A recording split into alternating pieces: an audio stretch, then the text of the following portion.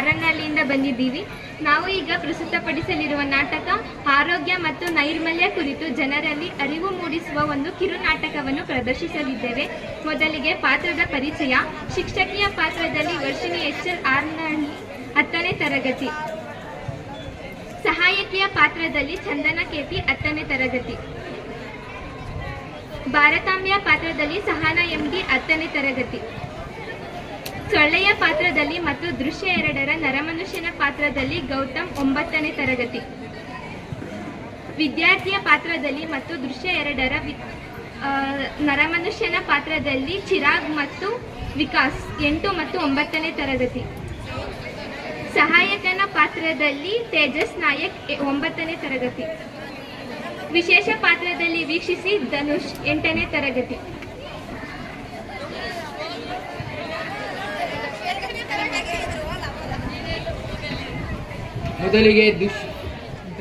ಮೊದಲಿಗೆ ದೃಶ್ಯ 1, ಶಾಲೆಯ ತರಗತಿ.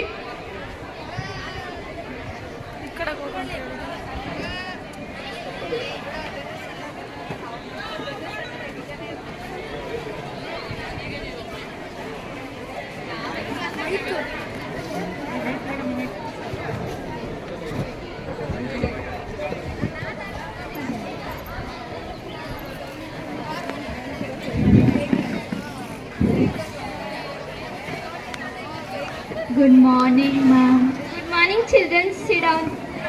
ಎಲ್ಲರೂ ಟಿಫನ್ ಮಾಡಿದ್ರಾ? Yes ma'am. ಎಲ್ಲರೂ ಹೋಮ್ವರ್ಕ್ ಮಾಡಿದ್ದೀರಾ? Yes ma'am. ಓಕೆ, ಈಗ ಅಟೆಂಡೆನ್ಸ್ಗೆ ಆನ್ಸರ್ ಮಾಡಿ. Aishwarya absent ma'am. Ananya absent ma'am. Chandana present ma'am. Chetan absent ma'am. Chirag present ma'am. Vikas present ma'am. Sahana absent ma'am. ಯಾಕ್ರೋ ಇಷ್ಟೊಂದು ಜನ ಅಬ್ಸೆಂಟ್? ಎಲ್ಲ ಎಲ್ಲಿಗೆ ಹೋಗಿದ್ದಾರೋ?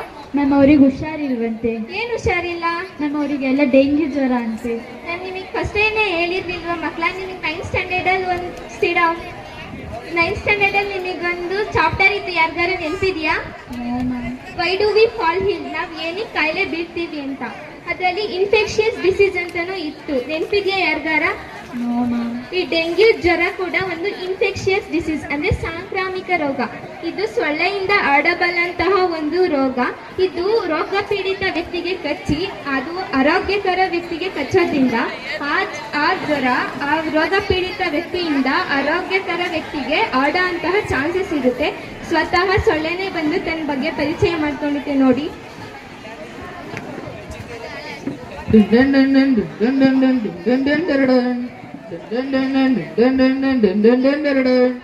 ನಾನ್ ಬರೋವರೆಗೂ ಮಾತ್ರ ಬೇರೆ ಇರವ, ನಾನ್ ಬಂದ್ಮೇಲೆ ಸೊಳ್ಳೆದೆ ಅವ. ಯಾರ್ ನೀನು? ನಾನು ಈಜಿಪ್ಟಾಯ್. ಏನಕ್ ಬಂದೀಯ? ನಿಮಗೆಲ್ಲ ಕಚ್ಚಿ ರೋಗ ಹರಡೋದಿಕ್ಕೆ. ಎಲ್ಲೆಲ್ಲಿರ್ತೀಯ ನೀನು? ಎಲ್ಲಿ ಬೇಕಾದ್ರೂ ಇರ್ತೀನಿ. ನಾನು ಇರ್ದೇ ಇರೋ ಜಾಗನೇ ಇಲ್ಲ. ನಿಮ್ ಮನೇಲಿ ಫ್ರಿಡ್ಜ್ ಇದ್ರೆ ಫ್ರಿಡ್ಜ್ ಸಂದಿಲೂ ಇರ್ತೀನಿ, ಬೀರ್ ಸಂದಿಲೂ ಇರ್ತೀನಿ, ಡರ್ಟಿ ವಾಟರ್ ಅಲ್ಲೂ ಇರ್ತೀನಿ, ಫ್ರೆಶ್ ವಾಟರ್ ಅಲ್ಲೂ ಇರ್ತೀನಿ. ಈ ಡೆಂಗ್ಯೂ ಜ್ವರ ಅಂದ್ರೆ ನಿಮ್ಗೆ ಏನಂತ ಗೊತ್ತಾ? ಇದನ್ನ ಯಾವ ತರ ತಡೆಗಟ್ಟಬೇಕು ಅಂತ ನಿಮ್ಗೆ ಏನಾದ್ರು ಗೊತ್ತಾ ಮಕ್ಳ? ಮ್ಯಾಮ್, ಸೊಳ್ಳೆ ಕಚ್ಚದೇ ಇರೋ ಹಾಗೆ ಮೈ ತುಂಬಾ ಪೂರ್ತಿಯಾಗಿ ಬಟ್ಟೆ ಹಾಕಬೇಕು. ಅಷ್ಟೇನಾ? ಮಲಗುವಾಗ ಸೊಳ್ಳೆ ಪರ್ದವನ್ನು ಹಾಕೊಂಡು ಮಲಗಬೇಕು. ಅಷ್ಟೇ ಅಲ್ಲ ಮಕ್ಳ, ನಿಮ್ ಮನೆ ಹಿಂದೆ ಮುಂದೆ ಅಕ್ಕಪಕ್ಕ ಎಲ್ಲೂ ನೀರ್ ನಿಲ್ದಿರೋ ತರ ನೋಡ್ಕೋಬೇಕು. ಮತ್ತೆ ನಿಮ್ ಮನೇಲೆಲ್ಲ ಡ್ರಮ್ಮಲ್ಲಿ ನೀರ್ ಸ್ಟೋರ್ ಮಾಡಿರ್ತಿರತ್ತಾನೆ, ಅದರಲ್ಲಿ ಯಾವಾಗ್ಲೂ ಲಿಡ್ನ ಕ್ಲೋಸ್ ಮಾಡಿರ್ಬೇಕು. ಮತ್ತೆ ಆ ನೀರಿನೊಳಗೆ ಸೊಳ್ಳೆ ಮೊಟ್ಟೆ ಹಿಡ್ದಿಲ್ದಿರೋ ತರ ನೋಡ್ಕೋಬೇಕು. ಮತ್ತೆ ನಿಮ್ ಮನೆ ಮುಂದೆ ಎಲ್ಲ ಸಂಪಿಗೆ, ಸೇವಂತಿಗೆ, ತುಳಸಿ ಗಿಡನ ಹಾಕೊಳ್ಳೋದ್ರಿಂದ ಅದ್ರ ಸ್ಮೆಲ್ಲಿಗೆ ಸೊಳ್ಳೆ ಬರೋದು ಕಮ್ಮಿ ಆಗುತ್ತೆ.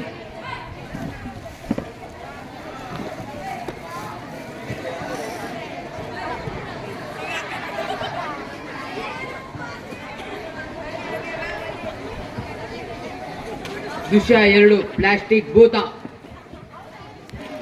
ನಾವು ಪ್ರದರ್ಶಿಸುತ್ತಿರುವ ದೃಶ್ಯ ಪ್ಲಾಸ್ಟಿಕ್ ಭೂತ.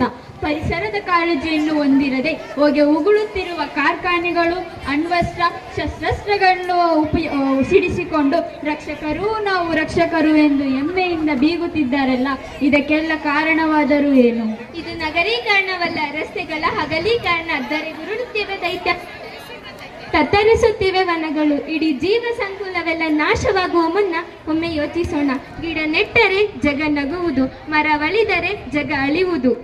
ಬರಿದಾಗುತ್ತಿದೆ ಪರಿಸರದೊಡಲು, ಬತ್ತಿ ಹೋಗುತ್ತಿದೆ ಸಮುದ್ರದೊಡಲು. ಕೈಗಾರಿಕೆಗಳೆಲ್ಲ ಕಾರ್ಖಾನೆಗಳೆಲ್ಲ, ಒಂದೊಂದು ಮರವು ಒಂದೊಂದು ಕಾರ್ಖಾನೆ ಇದ್ದಂತೆ. ಉಸಿರಾಡಲು ಗಾಳಿ ನೀಡಿತು, ಆಯಾಸವಾದಾಗ ನೆರಳು ನೀಡಿತು, ದಣಿವಾದಾಗ ದಣಿವೂ ಅರಿಸಿತು.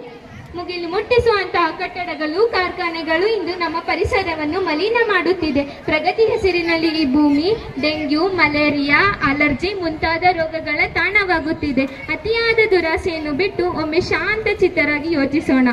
ಸೊಂಪಾದ ಗಾಳಿ ಇಲ್ಲದೆ, ಪರಿಶುದ್ಧ ಪರಿಸರವಿಲ್ಲದೆ ಮಳೆಯಾದರೂ ಹೇಗೆ ಬಂದಿತು? ಭೂಮಿ ಬಿರಿದ ನೆಲದ ಅಡಿಯನ್ನು ಮೇಘ ಹೇಗೆ ಮೂಡಿಸಿತು?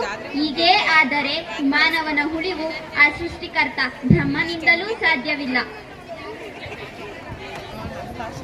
ನಮ್ಮ ಭಾರತ ದೇಶದ ಮಾನವರು ಕೊಡಲಿಯನ್ನಿಡಿದು ಹಸಿರನ್ನೇ ಒಂದೇ ಕೊಡಲಿಯಲ್ಲಿ ನೆಲಕುಳಿಸುತ್ತಿದ್ದಾರಲ್ಲ. ಈ ಭೂಮಿಯ ಸೌಂದರ್ಯವನ್ನು ಹಾಳು ಮಾಡಲು ಹೊರಟ ಹೋಗುಳು ಮಾನವ, ಎಲ್ಲಿರುವೆ ಆಗಮಿಸು.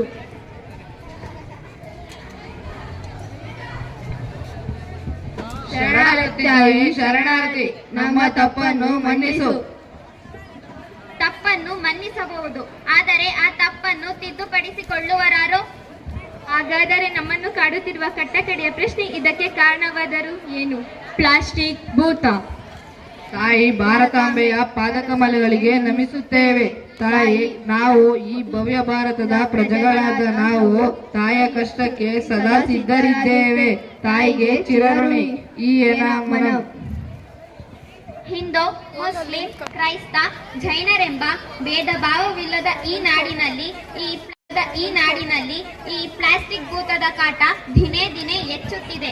ಇದಕ್ಕೆ ಮಂಗಳವಾಡುವ ಮಾನವರಾರು? ನಾವು ತಾಯಿ.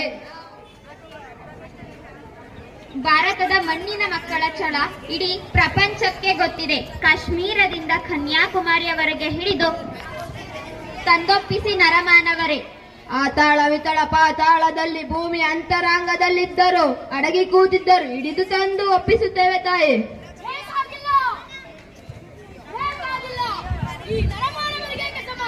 ನನ್ನ ತೋಳ್ಬಲದಲ್ಲಿ ನನಗೆ ನಂಬಿಕೆ ಇದೆ. ಯಾರು ನೀನು? ಯಾರು ಯಾರು? ಪ್ಲಾಸ್ಟಿಕ್ ಭೂತ. ಭೂತ ನಾಶ, ನಾಶ, ಸರ್ವನಾಶ. ಈ ಶಿಲೆಯಲ್ಲ, ಈ ಮಣ್ಣಲ್ಲ, ಇಡೀ ಭೂಮಂಡಲವನ್ನೇ ಸರ್ವನಾಶ ಮಾಡಬಲ್ಲೆ. ಯಾರು ತಿಳಿಯರು ನನ್ನ ಭುಜಬಲದ ಪರಾಕ್ರಮವ? ಸಮರದೋಳಾರ್ಜಿಸಿದ ಆ ನನ್ನ ವಿಜಯಗಳ ಮರ್ಮ. ಗ್ರಹಗಳಿಗೆಲ್ಲ ಗ್ರಹಗತಿ ಬದಿಸಬಲ್ಲೆ, ಹರಿವ ನೀರ ದಿಕ್ತಪ್ಪಿಸಬಲ್ಲೆ, ಇಡೀ ಭೂಮಿಯನ್ನೇ ಎತ್ತುಕೊಂಡು ಹೋಗಿ ಸಮರಧಾನದಲ್ಲಿ ಹತ್ತಬಲ್ಲೆ. ಯಾರೆಂದು ಕೇಳುತ್ತಿರುವೆಯ ಮೂಡ? ಏ ಭೂತ, ತಾಯ ಕಣ್ಣೀರು ಕಡಲ ಸೇರುವ ಮುನ್ನ ನಿನ್ನನ್ನು ಸಂಹರಿಸಿ ಬಿಡುತ್ತೇವೆ. ಸುಡುತ್ತೀರಾ ಸುಡಿ, ಸಾಯಿಸುತ್ತೀರಾ ಸಾಯಿಸಿ, ನೋಯಿಸುತ್ತೀರಾ ನೋಯಿಸಿ. ಸುಟ್ಟಷ್ಟು ಸತ್ತಷ್ಟು ನೊಂದಷ್ಟು ಆಯಾಸ ಹೆಚ್ಚಾಗುವುದು ನನಗೆ. ಎಲೆ ದೇವವೇ, ನಾವು ಉತ್ಪಾದಿಸಿದ ಯಕಶಿ ಪ್ಲಾಸ್ಟಿಕ್ ನೀನು ಈಗ ನಮ್ಮನ್ನು ಸರ್ವನಾಶ ಮಾಡುತ್ತೀಯ. ತಾಯ ಕಣ್ಣೀರು ಕಡಲ ಸೇರುವ ಮುನ್ನ ನಿನ್ನನ್ನು ಸಂಹರಿಸಿ ಬಿಡುತ್ತೇವೆ. ಮೂಡ ವಾ! ತಾಯಿ, ನಾವು ಯಾವ ತಪ್ಪು ಮಾಡಿದ್ದೇವೆ ಎಂದು ನಮಗೆ ಈ ಶಿಕ್ಷೆ ತಾಯಿ. ಏ ನಾಯಿ, ಯಾವ ಪಾಪವೆಸಗಿದೆ, ಯಾವ ಪಾಪವೆಸಗಿದೆ ಎಂದು ಕೇಳುತ್ತಿರುವೆಯಾ? ಮಾನವನ ದುರ್ನಾಥಕ್ಕೆ ಸ್ವರ್ಗ ಮೂಗು ಮುಚ್ಚಿಕೊಂಡು ಕುಳಿತಿದೆ. ಮೇಳದೊಳಗಿರುವ ಚಂದ್ರ ಕಣ್ಣು ಮುಚ್ಚಿಕೊಂಡು ಕುಳಿತಿದ್ದಾನೆ.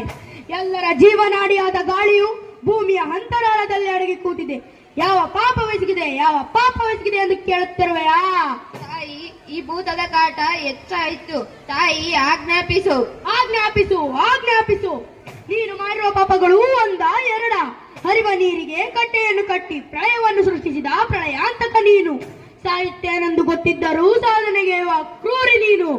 ಹಸುಳೆಯನ್ನು ನೋಡದೆ ಮೊಸಳೆ ಕಣ್ಣೀರಾಕುವ ಮಾನವರು ನಾವಲ್ಲ.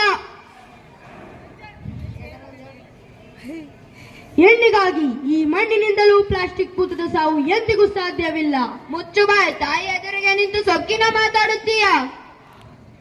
ಕಟ್ಟಿ ತಂದಿಲ್ಲ.